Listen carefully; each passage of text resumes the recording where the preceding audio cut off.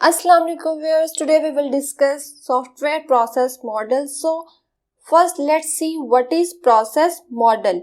As you know, जब भी हम सॉफ्टवेयर डेवलपमेंट की बात करते हैं तो स्टार्ट में हमारे पास जो नॉलेज या जो हमारे पास डाटा होता है वो स्कैटर्ड फॉर्म में होता है. सो डेवलपमेंट के लिए यानी सॉफ्टवेयर डेवलपमेंट के लिए हमें जो है वो डाटा को गैदर करना पड़ता है, प्रिसाइज करना पड़ता है और उसे किसी सीक्वेंस से हमें एक प्रॉपर सॉफ्टवेयर में ढालना पड़ता है. तो सबसे पहले हम देखते हैं सॉफ्टवेयर प्रोसेस क्या है. बेसिकली अगर हम सिंपली बात करें सॉफ्टवेयर प्रोसेस की इन अ टेक्निकल टर्म्स तो ये एक फ्रेमवर्क है.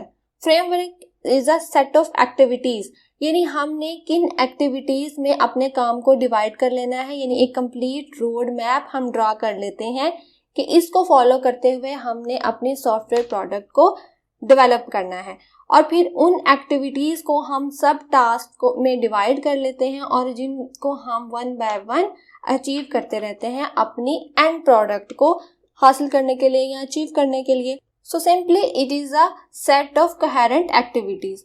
अब हम देखते हैं कि what is software process model. जब हम मॉडल की बात करते हैं इट मीन्स हम बात कर रहे हैं abstract representation of a process. जो सेट ऑफ एक्टिविटीज या जो फ्रेमवर्क हमने डिफाइन या स्पेसिफाई किया है अपनी सॉफ्टवेयर प्रोडक्ट को, अब हमने उसके हर टास्क में या उसके हर एक्टिविटीज पे हमने डिस्क्रिप्शन ऐड करनी है. यानी हमने किसी मॉडल को एक रिप्रेजेंट करना है अपने सॉफ्टवेयर के लिए. So simply software process model is an abstract representation of a process that present a description of a process from some perspective. Some perspective means different phases of a development like requirement gathering के लिए, ठीक है, analysis के लिए, designing के लिए, implementation, coding, etc. तो इन सब के लिए हमने क्या, हम एक मॉडल को फॉलो करते हैं कि किस तरह इन हम सब स्टेप्स को फॉलो करेंगे या जंप करेंगे या इनकी सीक्वेंस क्या होगी. इन डिफरेंट फेजेस को हमने डिस्कस किया था SDLC में या सॉफ्टवेयर डेवलपमेंट लाइफ साइकिल में. तो बेसिकली सॉफ्टवेयर प्रोसेस मॉडल को हम कह सकते हैं कि ये सॉफ्टवेयर डेवलपमेंट लाइफ साइकिल है एक तरह. क्या हम उसमें हम किन स्टेप्स को फॉलो करें. अब क्वेश्चन ये है हु डज इट, यानी ये काम कौन करता है. ठीक है, एक तो ऑब्वियसली सॉफ्टवेयर इंजीनियर ये काम करते हैं और their manager according to their need अपनी स्ट्रेटजी ड्रा करते हैं और ठीक है किसी मॉडल को पिक करते हुए अपना सॉफ्टवेयर उसके अकॉर्डिंग अब बिल्ड करते हैं. सेकंड इसमें इन्वॉल्व होते हैं client, because client is an important आप कह सकते हैं entity in software development, because at the end आपने जो सॉफ्टवेयर प्रोडक्ट है वो आपने हैंड ओवर करनी है क्लाइंट को. और ज़्यादा से ज़्यादा इस चीज़ को इंश्योर किया जाता है कि जो आपका सॉफ्टवेयर है वो क्लाइंट्स की रिक्वायरमेंट्स के अकॉर्डिंग हो. तो प्रोसेस मॉडल में clients have a role in defining, building and testing it. So the other question is the importance of process model. One thing is कि ये हमें provide करता है stability, ठीक है, control over three things. First one is time, scope and budget.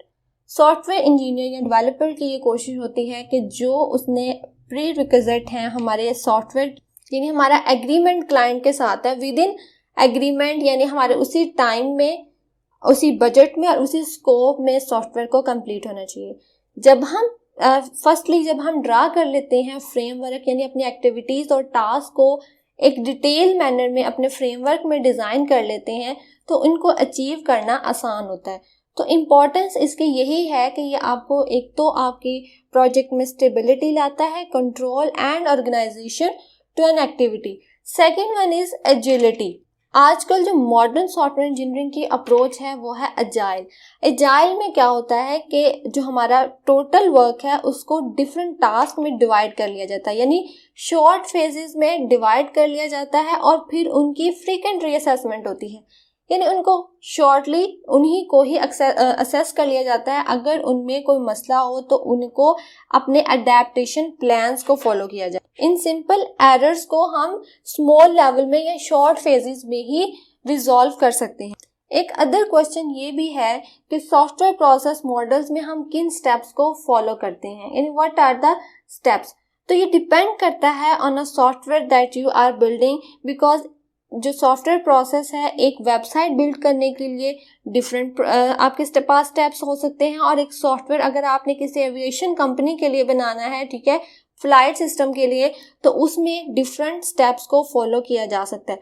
But अगर आप देखें तो जनरल स्टेप जो हैं वो हमारे SDLC वाले होंगे, but because of the specification of the software product उनमें डिफरेंट पर्सपेक्टिव के लिहाज से चेंज आ सकता है।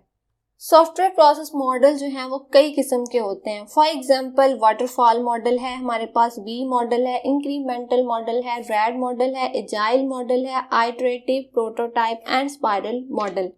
इनमें से हम किस मॉडल को हम पिक करेंगे ना, ये हमारे डिपेंड करता है हमारे सॉफ्टवेयर प्रोडक्ट में। जैसे कि मैंने प्रीवियसली एग्जांपल दी कि अगर आपने वेबसाइट बिल्ड करनी है और उसकी नेचर क्या है, वो बहुत लार्ज स्केल की है या बहुत कंपनी की जो है वो इनर रिक्वायरमेंट्स के लिहाज से है, तो उसके लिए आपको एक डिफरेंट मॉडल को पिक करना पड़ेगा। एक बड़े सिस्टम, एविएशन सिस्टम के लिए आपको आपको एजाइल या आइटरेटिव या स्पाइरल में से पिक करना पड़ेगा। हम इनको वन बाय वन जो है वो अपने इस सॉफ्टवेयर इंजीनियरिंग जो लेक्चर सीरीज हैं उनमें डिस्कस करेंगे। लेकिन यहाँ इस वीडियो का मकसद ये है कि हम जनरल व्यू जो है वो प्रोसेस मॉडल का एक दफ़ा उसको पे फोकस करें।